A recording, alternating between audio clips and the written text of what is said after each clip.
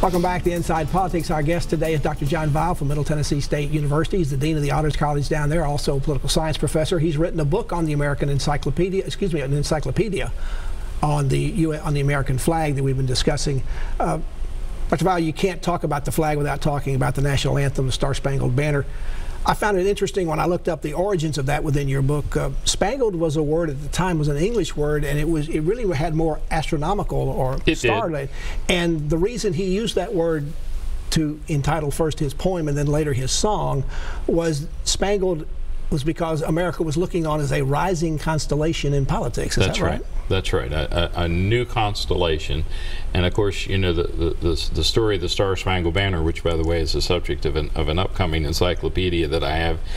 You know, it's one of those stories that's songs that somehow takes a specific moment in American history, and yet you feel like you're there even, you know, 200 years later. But it was some time after it happened, when he was at Fort McHenry and on the ship out there being held prisoner by the British, before he wrote it. He didn't write it right away after that. He took some time, and then after he wrote it, even though it was pretty immediately published and popular, he didn't really play up a big deal about it in his life. He didn't make a big deal out of him being the author of what became the national anthem. He tended to put the emphasis on, you know, the glory should not go to me because I wrote a poem, which became a song, but the glory should go to those who defended the fort. The tune was a song, an old English drinking song. To an acronym in heaven. Now, was that normal in those days? That would not seem to be an appropriate tune to become enough to do for what became a national anthem. The parodies, as they were called, were quite common, where you would, in fact, a lot of hymn books or songsters of the time, they would just have the words, and then at the top it would say, to the tune of an acronym in heaven, or whatever it was. And they used a tune like that because it was one that people would already know what the tune was? That's right. And you know, what's sort of controversy or somewhat unique about it is the particular song was a song of a sort of a high-class gentleman's club in London, but it was not a pub. No, it was not a pub. People call it a drinking song, but it was a place where they would have, you know, musical performances. But it was written for people to join in and sing with them. Well, that's not altogether clear. Not that it's an easy song to sing. No, I'm going to say, I think that they would typically begin before they would eat. They would have this concert that sometimes would last 2 or 3 hours.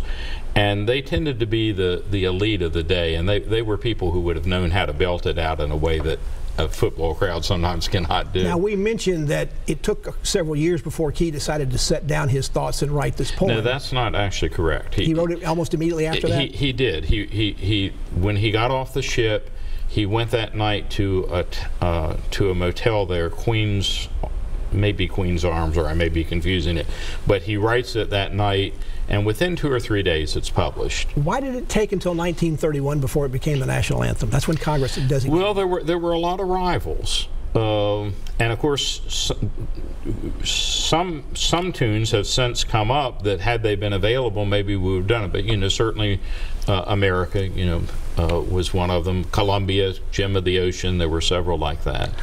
Star-Spangled Banner has 4 verses. We usually only sing one, but there's something significant in American history in what's in the 4th verse. It's the first time the U.S. motto was actually put in there. Right, and it's worded just a little bit different, but almost identical. Let this be our motto, in God be our trust. And that, as far as I know, is the first usage. I mean, it's certainly not the first person who said we should trust in God, but... you mentioned several times the Fort McHenry flag that flew over the Fort McHenry in Baltimore during the Star-Spangled when it was written. The government's taken very special care of that particular flag. Even during World War II, it was hidden so it would not fall to the Japanese. One of my I grew up near Luray, Virginia, and never knew this as a child, but during World War I, it was taken for a couple of years and hidden in the Park Service warehouse there near Luray, Virginia.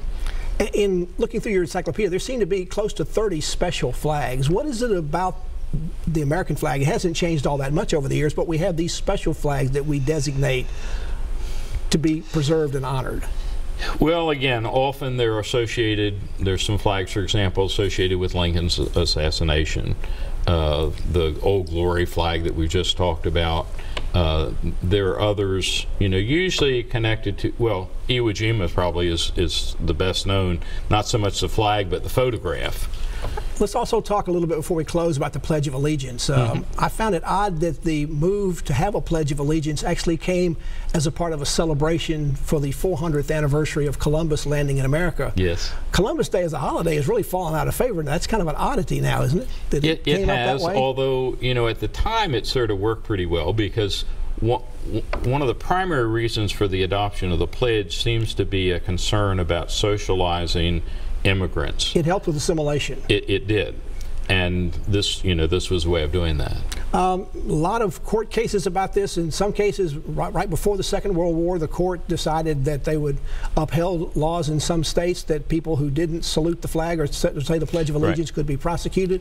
Well, the school children, yes. And maybe even their parents could be charged about it. Yes. But during the Second World War, it changed. And that began a thing with the court that they want to see the flag as being something that even dissenters can dissent to, and that's part of their freedoms under the First Amendment. Yes, and, you know, and it's extended into the Trump administration, where, you know, the people taking a knee at a ball game during the national anthem have been, you know, in some cases praised for their courage, and in other cases reviled rather for their whispers. If somebody wants to get this book for themselves, for their library, for school, for their libraries, where can they find it? Is it online? The best thing is to go to Amazon.com, and we got a lot of other volumes there as well.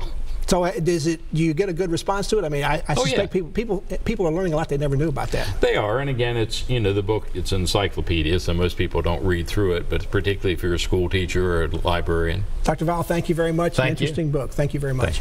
And thank you for joining us on Inside Politics. I'll be back here again for a future show. If you can't get enough politics, in the meantime, go to the News Channel 5 website. You'll find my Capitol View commentary there. There's a commentary posted every Friday afternoon. Enjoy the rest of your weekend, and we'll see you back here next time. Goodbye.